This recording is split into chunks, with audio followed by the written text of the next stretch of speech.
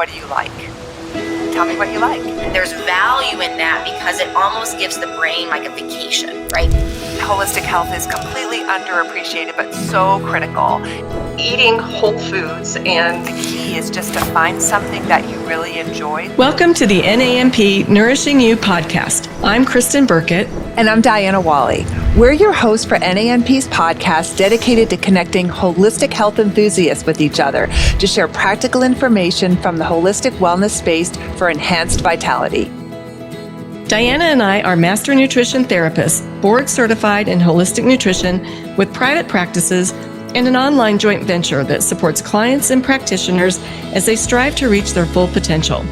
We're honored to be hosting this podcast for NAMP and connecting our listeners with the latest in holistic wellness. And if you enjoyed today's show, help us out by commenting below, liking this video, and subscribing to the channel to help us spread the word.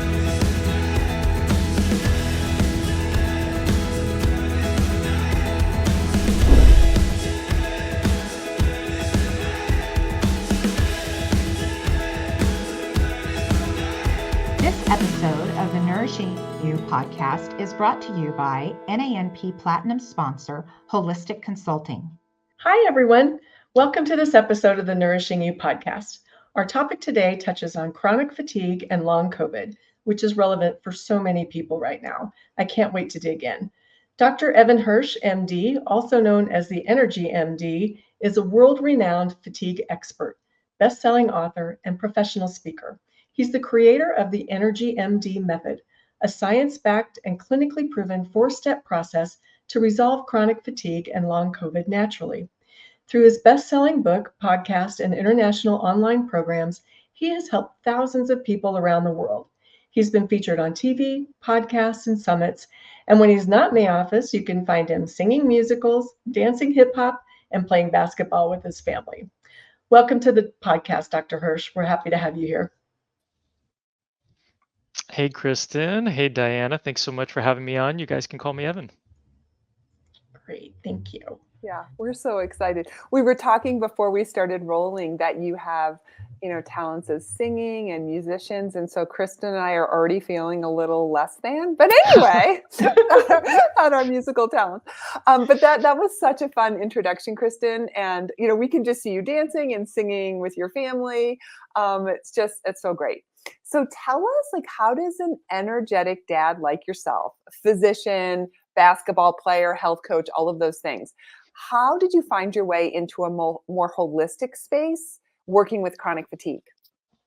Yeah, so I started off in medical school already being a little bit more alternative. So I grew up with a mother who was very holistic. She had very high cholesterol when I was growing up, and she changed everything to oat bran. So she did oat bran muffins and oat bran cereal, and we had to eat all of these things as well. And that was kind of like my first taste of trying to heal something naturally.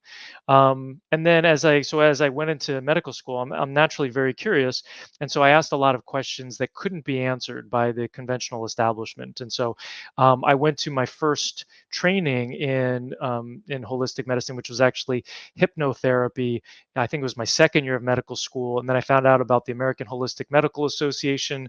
And then the rest is history. I went from there. I got board certified in holistic medicine before I was out of residency. And I got trained in medical acupuncture before I went into residency. So I was doing acupuncture in residency on exam tables, not even on acupuncture tables, but they allowed me to do it. And so it was great. And then got into functional medicine, and then had my own path where when I first met my wife, my soon-to-be wife, Stacy, after I graduated medical school, she had chronic fatigue, and I was going through my residency and I couldn't help her, and I felt incredibly powerless. And it was really challenging because here was this woman that I had fallen in love with, and she was struggling significantly. And then a number of years later, I actually ended up getting chronic fatigue, and it lasted for 5 years. And I went to a bunch of functional medicine providers, and I couldn't I couldn't find the help that I needed. So I was already practicing functional medicine, and I had a lot of embarrassment around the fact that I had to close my door and take naps under my desk so that nobody knew what was happening, because I couldn't help myself. But it was just because I hadn't learned enough. I hadn't learned about environmental medicine and the what I call the toxic five, the heavy metals, the chemicals, the molds, the infections, and the trauma, or nervous system dysfunction that I had to learn and apply to myself in order to get better. And then I've applied that to other people, and I find that that's where they really have the success when they haven't had success before. Wow. So another amazing journey, leading to a great practitioner in a highly needed space. So we're sorry for the journey that you and your wife had to take, but at the same time, we're grateful that all things led to the good in you finding the approach that you're taking now with your clients. So it's Well, awesome. and health so much, and health issues really can be a spiritual practice, and I've learned this obviously in Mhm. hindsight. I mean, it sucks when you're going through it, but if you actually see it as such, you can there are things to learn, and it's just another avenue. I mean, all discomfort in life is an opportunity to learn. And so when we're able to sit, Mhm. and I haven't been able to sit in discomfort until more so recently. My wife is much better at it because she's been meditating for 20 years. But I find that the better I am at doing that, the more I'm able to learn from life. Yeah, I think you mentioned a real key thing there, which is continually being open to learning, right? And just recognize we don't ever know it all, and there's more to learn. That just keeps the door open for everything. And so, kind of in that vein, Evan, can you start us off by just defining for our audience what chronic fatigue really is? I understand there's some newer terminology around ME, which is a really difficult word to say, or maybe you can pronounce that for us. So tell us what's going on there. What are the symptoms? What are the coexisting issues around this condition? Yeah, and I'll start at fatigue. So fatigue oftentimes can mean acute fatigue, which is basically you work out really hard, or you've pulled an all-nighter or something like that, and you're more than tired, and you crash and you sleep, and then you're better, you're back to your baseline. So that's like more of an acute fatigue. A chronic fatigue is basically a fatigue or a tiredness that's not relieved by rest. So no matter how much rest you get, you never get back to baseline. And in fact, oftentimes you're getting worse. Then there's the diagnosis of myalgic encephalitis slash chronic fatigue syndrome. So myalgic encephalitis is what they call this condition in Europe. Chronic fatigue syndrome is what they call it in the United States. And it really is a combination of having sleep issues, body pain, this really debilitating exhaustion, brain fog or cognitive issues, and having those things last for 6 months or longer. So it's more of a criteria. Um, but you don't actually have to have it. I do have an MECFS quiz on my website, but if you have chronic fatigue and you don't have those other symptoms, the causes are still the same. There's still the top five that need to be addressed in order to get better. So where does post-exertional malaise, or PEM, how does that fit into the equation? Is that just a piece of this, or how's that fit? Yeah, thanks for bringing that up because that's actually a part that I forgot. So, part of debilitating exhaustion is post-exertional malaise. So, Okay. people who exert themselves and then they feel worse, and so oftentimes in conventional medicine, they talk about pacing, or this idea that, yeah, if you feel worse when you exert yourself, then don't exert yourself that much. And that's kind of a natural part of this, but it's not really a treatment. But unfortunately, conventional medicine doesn't really, it's not looking at a lot of the root causes. And so that's one of the things that they use as a treatment. So, speaking of conventional medicine, it seems like it's very hard to get a diagnosis like this from a conventional medicine doctor. Is that true? If so, why is that true? Yeah, that is true. Well, and the question is, what is the diagnosis actually going to give you? Because you can't really get disability with it. I mean, you can try, but most of the time people aren't very successful. It's not like you can. I mean, sometimes it can give you a diagnosis, and then you can plug it into Google, and I'll pop up, and then you can come work with me. But for the most part, if you're going to be in the conventional system, it's not going to be very helpful. And most doctors don't necessarily know how to diagnose it. And if they do diagnose it, then because there is a lot of subjectivity to it in terms of a number of the qualifiers or the variables that I mentioned. And if they do diagnose you with it, then you're going to ask them to make referrals and potentially ask them to fill out a lot of paperwork for disability. And so they may not be inclined to do that because it's just going to require more work on their part. And so, do you feel like traditional physicians see this grouping of symptoms as an actual disease, or is it still being kind of written off as psychological, or where are we in that frame? Yeah, it's a big psychological diagnosis according to conventional medicine. And so if you are lucky to get diagnosed, they don't have anything to help you with. From a conventional standpoint, you're looking at symptom management. So they would be like, okay, you have fatigue. Let's see how maybe we give you stimulants, or maybe we look at your thyroid or B12 or iron. Let's check if you have hepatitis or cardiovascular disease or pulmonary disease. So, they're looking for some more of those conventional things.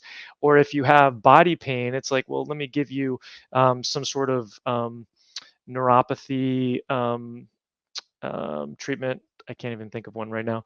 But if you're having sleep issues, let's give you Ambien. So a lot of it is symptom related as opposed to cause related. When actually the cause, I've talked about the toxic 5, and those are the most important causes. But there are 30 plus different causes that people can have, and when you get ME/CFS or even long COVID, you have a combination of about 20 of those, which the most important ones being the toxic 5.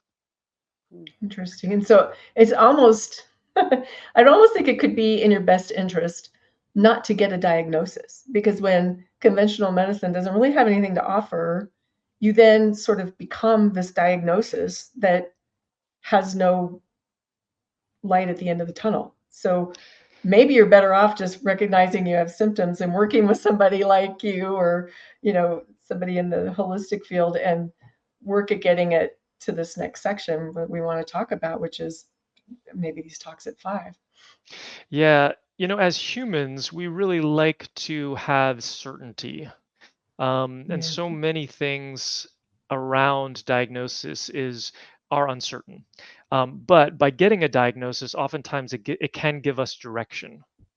And so it gives people enough of a direction where they find me now. I only recently, in the last 6 months or so, actually started putting ME/CFS on my website because I didn't believe that it was necessary, but enough people identify with that where they're now finding me more by having that on there. So that's been interesting.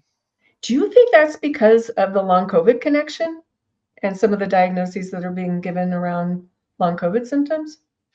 It definitely could be, but I think so many people are self-diagnosing. Mm. They're like, what are the symptoms that I have? And probably Google is saying, well, you might have chronic fatigue syndrome. So they're like, oh, let me go down this rabbit hole. And then they're like, oh, that really kind of fits, except for maybe this particular variable, but it's enough of a fit that I now have something that I can hold on to that helps describe this really mysterious thing that's happening to me. So it can provide some support for people in that way, but then they also can get too attached to it if they don't continue to look for a solution. Holistic Consulting is a 12-month cohort-based online program for those working towards becoming board certified through the NANP, or those seeking continued nutrition education and guidance on starting a business. The program consists of 12 modules, each having a specific nutrition and business development focus. So, Evan, in your work, you've found some key energy drainers that need to be addressed in chronic fatigue. Can you talk us through some of those?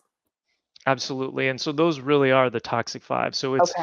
it's a buildup of heavy metals and chemicals and molds and infection and trauma that we accumulate throughout our lives. And so, we come out of the womb already behind the eight ball. So there's studies to show that there's over 300 different chemicals found in babies' cord blood, among other toxins and whatnot. So we start off already with a number of toxins in our body. And then, my story was that I was constipated for the first 25 years of my life until I realized it wasn't natural to have a bowel movement once a week. And so I couldn't get rid of my toxins, right? And then I had a lots of tuna fish growing up. So there's mercury, and then had a bunch of food that wasn't organic. I mean, we didn't know about organic in the 80s. And so there were pesticides and herbicides. I grew up in New Jersey, so there were ticks and mosquitoes, and I got Lyme, and I kissed somebody, and I got Epstein-Barr virus, and I lived in places that were moldy, that had water damage in medical school. My roommate's cats peed all over these my cardboard boxes in the basement, and then I didn't know, and I put them in my car, and I drove cross country, right? And so I was just, I thought they smelled a little bit weird, but there was urine and there was mold, and I had formaldehyde poisoning from gross anatomy lab, and then I had the stress of going through medical school and residency, and then I met my wife, and then we swapped bugs when we became intimate, and so that's, I think, part of how she got her chronic fatigue, and then years later I got mine. I traveled to foreign countries and I got parasites. I ate out of carts in India when I wasn't supposed to, and in China. So, like, all those things accumulate over time, and then you end up with the 20 different causes, a combination of these toxins and infections, and then the deficiencies that they cause, deficiencies in hormones and vitamins and minerals and mitochondrial function. Um, and so then, and that ends up painting the perfect picture. So most of the time, the people that I see, they are doing everything right. They've fixed their lifestyle habits. They've gone and they've seen their favorite nutritionist or naturopath, and they've got the lifestyle habits in gear. They're doing their best for sleep. They're doing their best for working on their mindset. Sometimes, though, that's always a big component of this that needs to be worked on, and they still can't get better. And sometimes they've even taken things for adrenals and mitochondria and thyroid and vitamins and minerals, but they still can't get better, and that's because it's the next level, or the root underneath that is the toxic five, and that's why I keep saying toxic five. So it's a lot of things that can contribute, and I can see where a lot of us are exposed to most of those things on a regular basis, or can be. What's the tipping point? Like, why can you be okay and then next week you all of a sudden you can't get out of bed and you feel like you have this chronic fatigue? What can be some of those tipping points? Yeah, it's such a great question, because we're seeing that so much with long COVID, where people are like, I was fine until I wasn't, right?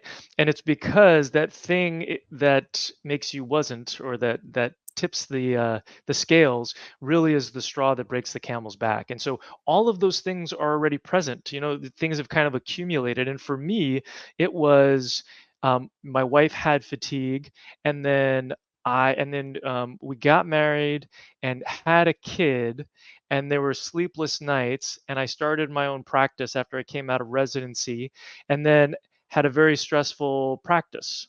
Um, Even practicing functional medicine and spending an hour per person, but I was trying to run a business of 4,000 square feet of office space, and 10 employees, and over $100,000 in overhead every single month. And so that was very stressful for me, and that was the straw that broke the camel's back for me. So it's kind of like all these things have accumulated, and in order to fix the problem, you have to get rid of all of it.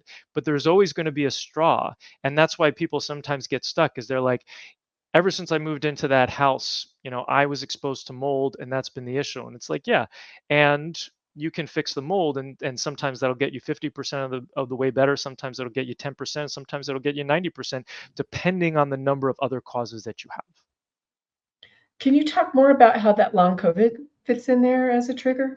Just because I don't think, we're still kind of afraid to talk about that. Yeah, and so generally, the long COVID, whether it's the virus or whether it's the vaccinations, kind of fit into the infection section, the spike protein. And so when you've accumulated the heavy metals and the chemicals and the molds and the infections and the trauma throughout your life, and then all of a sudden you get COVID, and the immune system is often left field. Like when you have these toxins, the immune system is trying to deal with them. That's the whole immune system's job, is to get rid of things out of the body that aren't supposed to be there.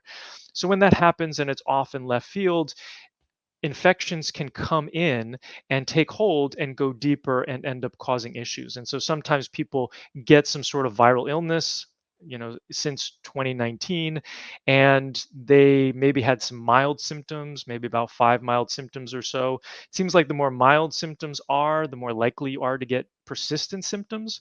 And so sometimes the symptoms just persist, and sometimes they go away and you're like, hey, I'm fine. And then a month or 2 or 3 or 6 come back later, and then all of a sudden you've got like panic attacks and migraines, and you can't sleep, and all of these weird symptoms. And it just has to do with how long it takes for the infection or the spike protein to get into certain parts of the body. But that's generally the progression that we see. I have two quick questions. Number one, do you notice any sex differences? So, for example, do more women tend to have these symptoms and seek a diagnosis versus men?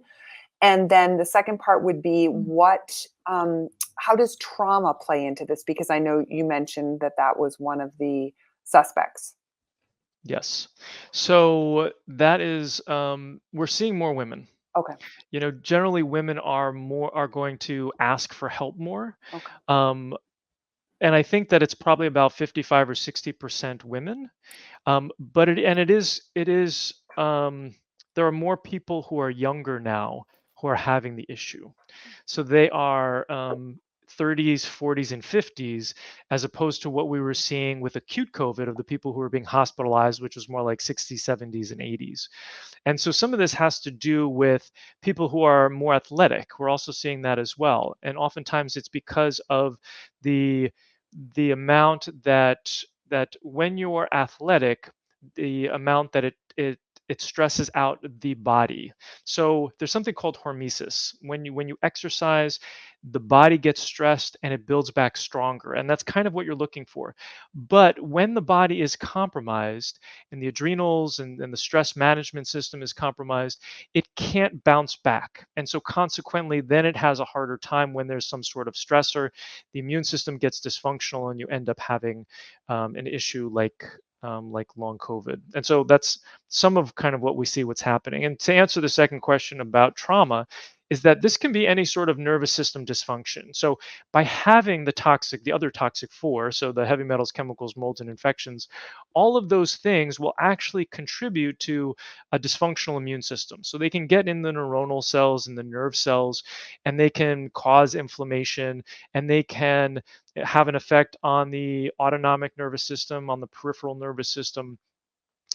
And that's different than nervous system dysfunction that comes from trauma, whether it's trauma with a big T, which is the trauma that we all think about, like certain abuses, physical abuse, mental abuse, emotional abuse, sexual abuse, right? Which can really trigger people having PTSD and stuff like that, going off to wars, etc.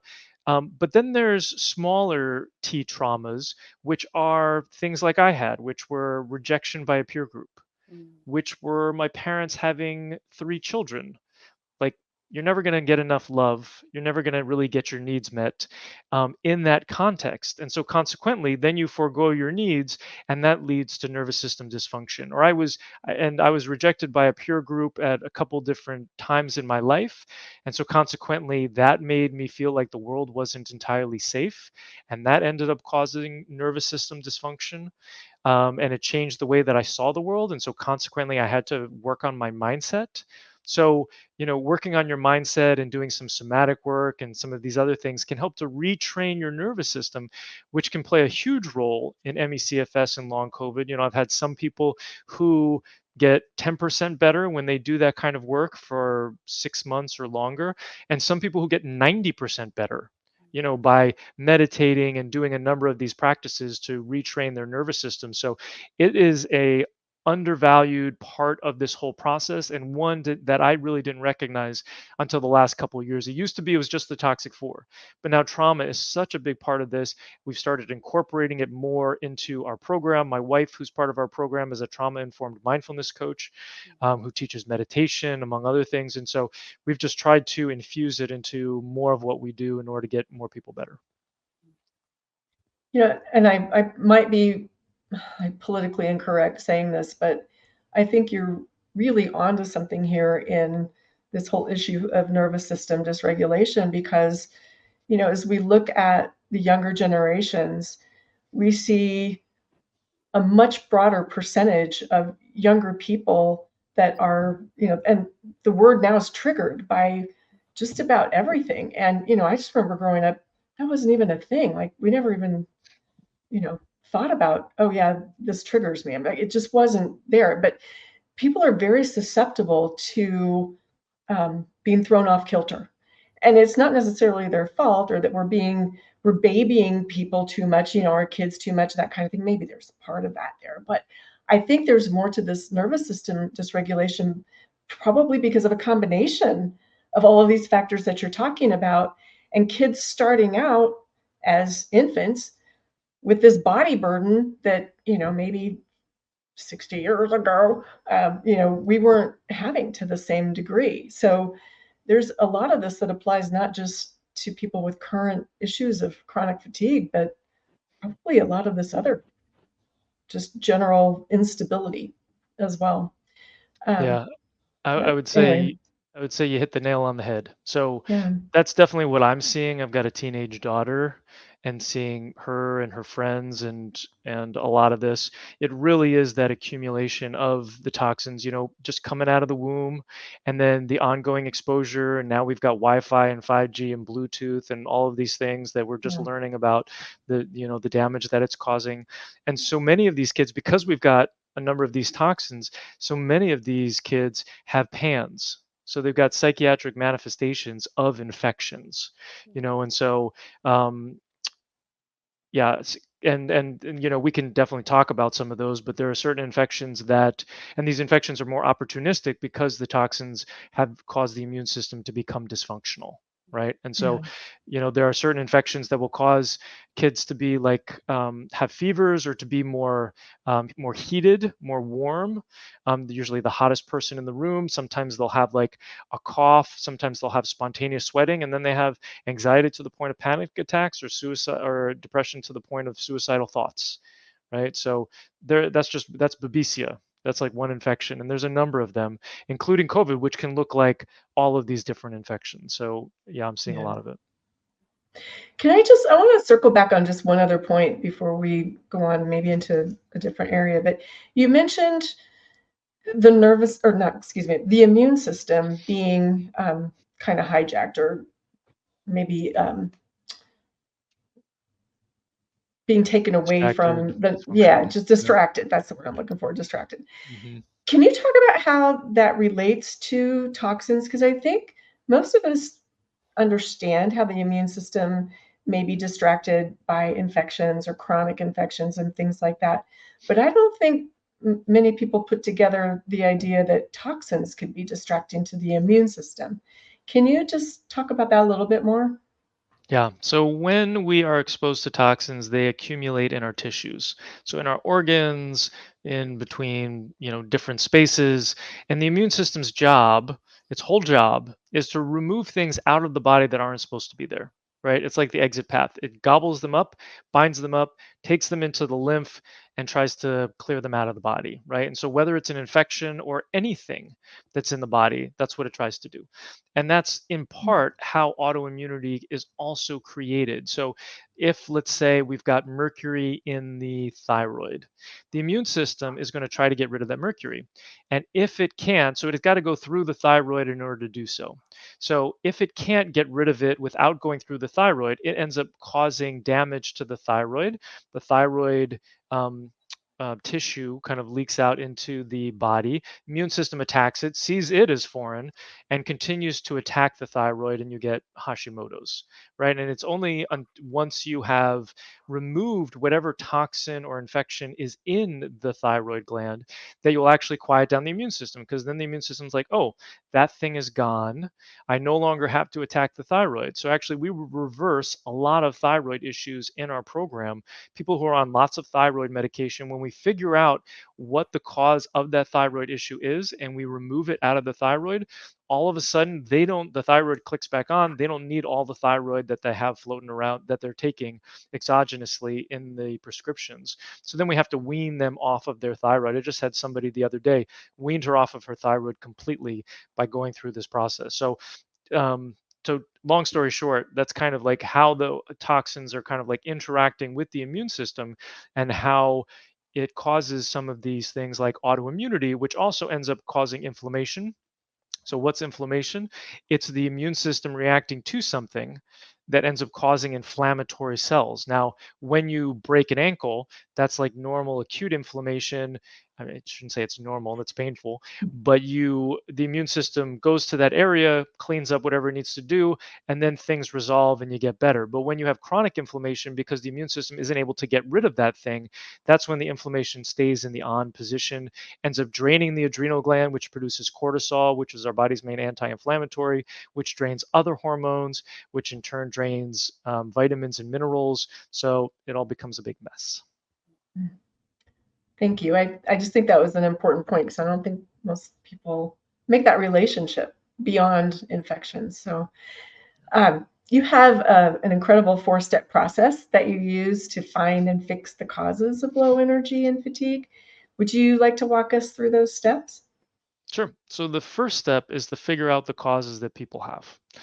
And so this starts off with, we're looking at the deficiencies and the toxicity. So we've talked about these before, but the deficiencies are deficiencies in hormones, so adrenals, thyroid, sex hormones, deficiencies in mitochondria, which is supposed to make 70 to 90% of our energy, deficiencies in vitamins and minerals, neurotransmitters, and then I also put lifestyle habits in here. So not enough good food, not enough good sleep, not enough good movement, and not enough good thoughts, not enough good water. That's what I'm missing. And so so those are all kind of the deficiency causes. So we want to replace those, and we'll do that in step 2. And then the toxins are the toxic 5, essentially: the heavy metals, chemicals, molds, infections, and trauma. So that's what we want to identify in the first step. Now, 90% of these causes can be determined by symptoms alone. So generally, we'll have people fill out a form, or if they're going through our course, they kind of do this on their own through the checklist in our workbook, and they're able to determine 90% of their causes. The main labs that need to be done is we need to know that people are not living in mold. So I recommend an EMMA test, EMMA, which looks at mold spores as well as mycotoxins, because it's very hard to get people better all the way if they're living in mold. It's not impossible, but it's more challenging. And then the other test is looking at some deficiencies in blood and some thyroid labs. So it doesn't require $7,000 worth of lab tests, like somebody the other day told me that they went to a functional medicine doctor and they did all this. But you have to also remember that my population is very specific. So when I'm looking at people who, you can't really get to ME/CFS or long COVID without having all of the toxic 5. And so we need to remove all of those anyway. So that's why we can do so much based off of symptoms and don't require a lot of labs. So that's step 1. And then step 2, one big picture, is this process is all about step 4, which is about removing the toxins. However, we can't go through directly to step 4. We have to prepare the body. So in step 2, we replace the deficiencies, replace the adrenals and the thyroid and the sex hormones and the mitochondria, all of these things that have been damaged by the toxic 5. And so and the lifestyle habits. So we want to replace those because they will make you more robust and they will prepare you for removing these toxins out of the body. And then in step 3, we open up the drainage pathways, also can be called the exit pathways, so that there is a place for toxins to go when we bind them up and start to pull them out, right? We need the liver and the kidney and the lymph and the neural lymph, which is in the brain, and the gallbladder and the intestines. We need all those pathways to be open. It's kind of like envisioning this like a funnel. If we're going to be dumping toxins into these pathways, they have to be open in order for the toxins to get out. Otherwise, they just bounce back into another compartment, and then you're just being re-exposed to your toxins. And then once we get into step 4, that's when we remove the toxic 5. Okay, so just to tell me if I have this right. So the 4-step process is figure out the causes or deficiencies. And then number 2, replace deficiencies. Number 3, open the exit pathways so the toxins can escape.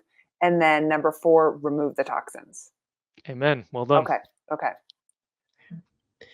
All right. So that's, I mean, simple yet probably complex process. I was going to say not easy. Time. Yeah, not easy, but simple. Yeah. Yeah, exactly. But it's good to have a framework around it. Like just you explaining that, it's like, okay, it feels very actionable and practical. So yeah. And the biggest challenge that I see is that not enough practitioners are spending enough time in step 3. So if you want to get rid of the toxic 5 out of the body, you've got to spend more time opening up the drainage pathways. So you've got to give more support, liver, kidneys, lymph, and then you've got to have good tools for die-off. Because if you don't have, or a Herxheimer reaction, like as you're removing these toxins, people feel worse because they're not able to get rid of the toxins as fast as they're killing them or removing them or pulling them out, right? So you have to have certain tools like Smilax or sarsaparilla or berber or panela or trisalts or different kind of salts to make your body more alkaline, baking soda or Epsom salts and baking soda baths or castor oil packs or coffee enemas, or a number of these things can really be lifesavers for people and allow you to continue to make progress through a program like this. So that's a real thing that people can sometimes feel worse when they're going through this before they feel Absolutely. better. Yeah, Okay. you'll always feel worse. And so Okay. I want people to feel just this much worse, itty bitty little worse. And that tells us that, things are happening, but the more die off that you have, the more it taxes the deficiencies. So you just spent all this time like replacing the deficiencies, and you did that because removing these toxins is stressful, and the adrenals become more dysfunctional, and the mitochondria gets more damaged because you have a bunch of endotoxins that are being produced by infections or whatever is being produced as part of the die-off process. You have to manage the collateral damage, essentially. And so that's why we do step 2 first, so that you can kind of deal with that a little bit better. But then you have to have step 3 products ready to go, and you have to ramp up on them when people feel worse. It's kind of like a 3 steps forward, 1 step back sort of thing.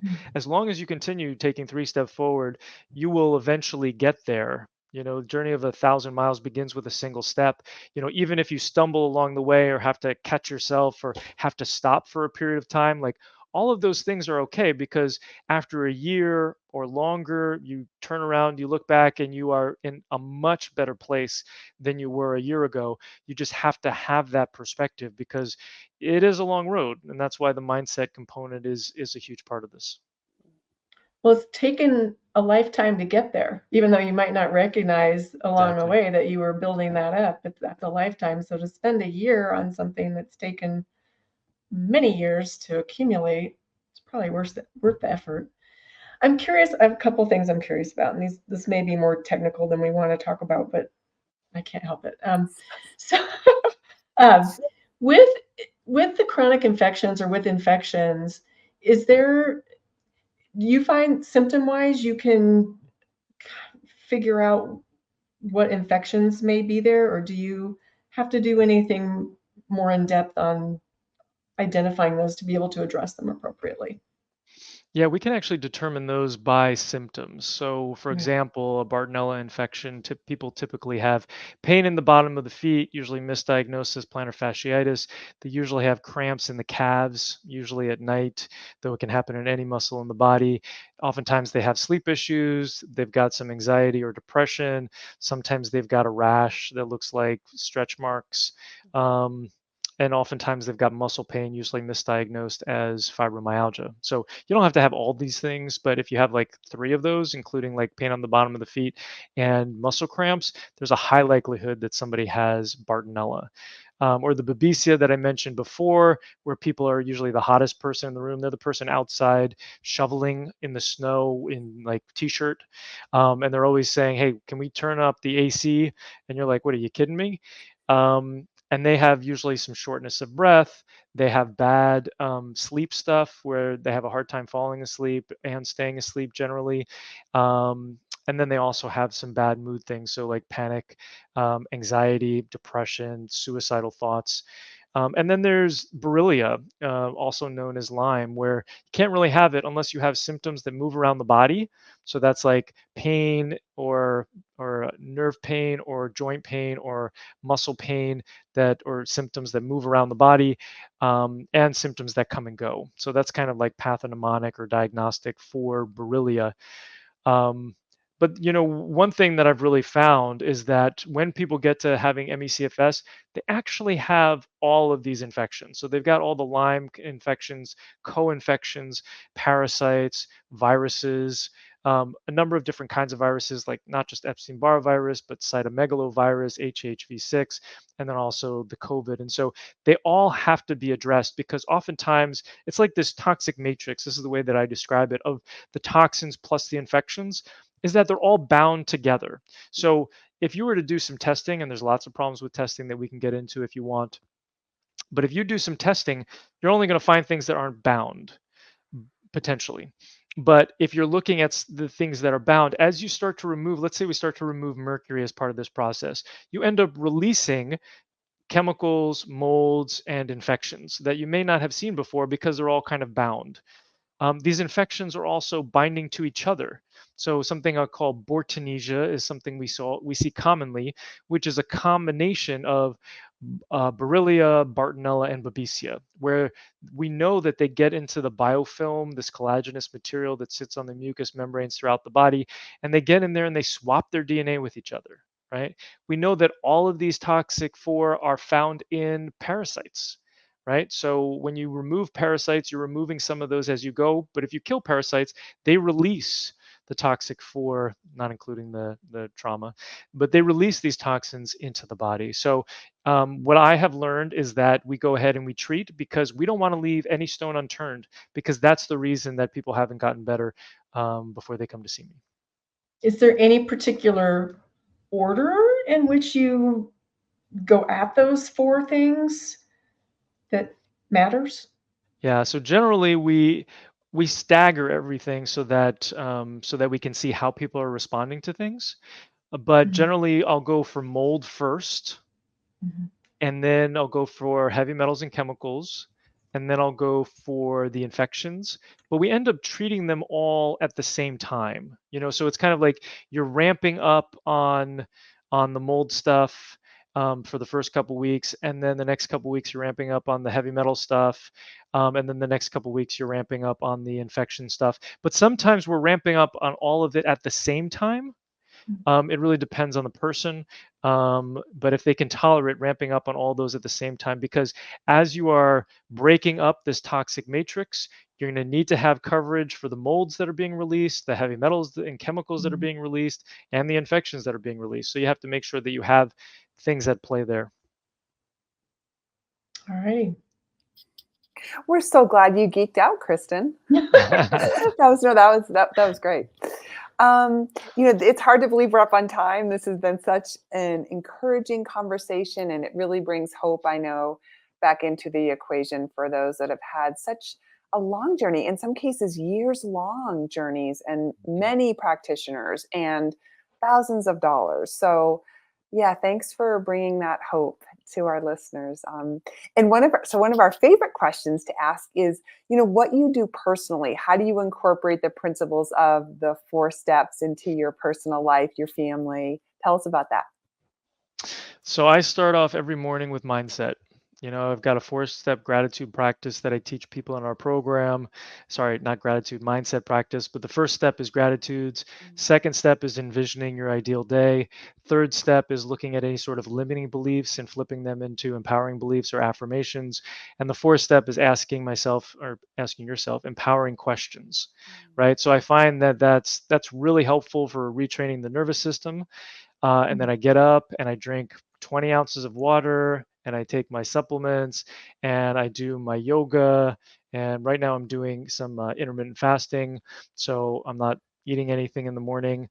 But I do my yoga and I do my breath work to kind of cleanse the body in different ways, and then I take a shower and I switch it to cold at the end to increase my mitochondrial function, and I take breaks throughout the day, and I do my singing in order to because singing is also really great for nervous system retraining.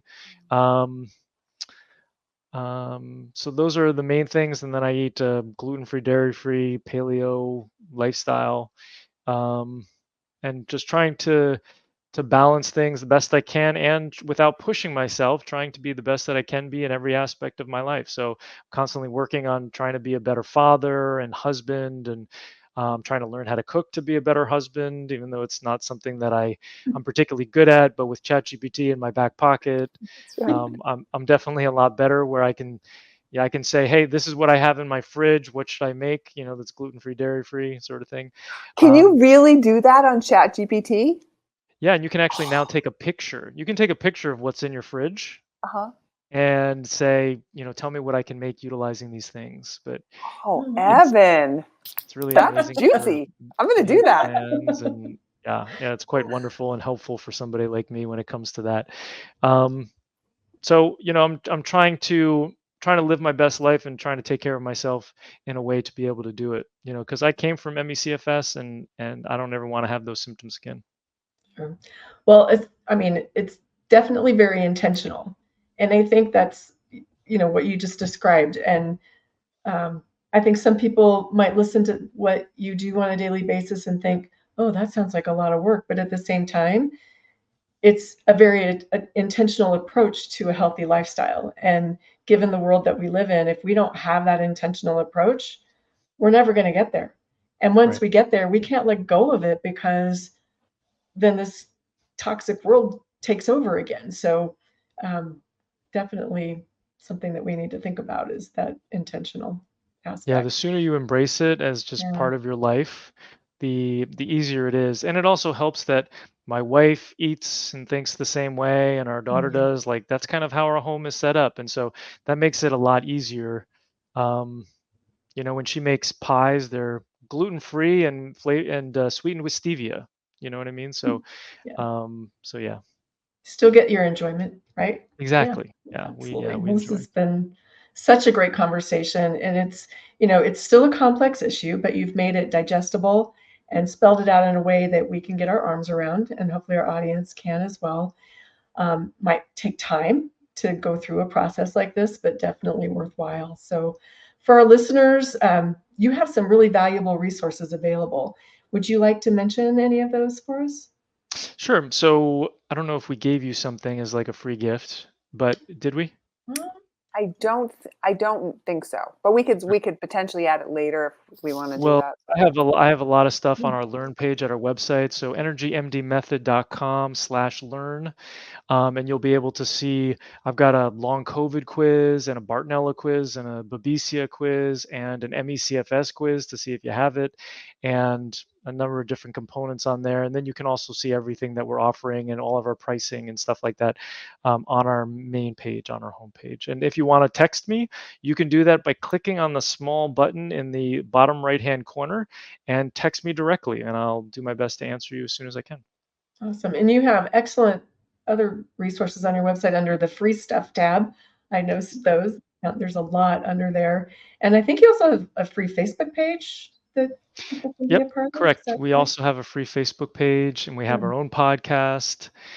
So we're just looking to serve at wherever people are. And I tell people, the most important thing is to address your toxic five. And however you do that with us or with somebody else, just focus on that, and you're going to be successful. Right.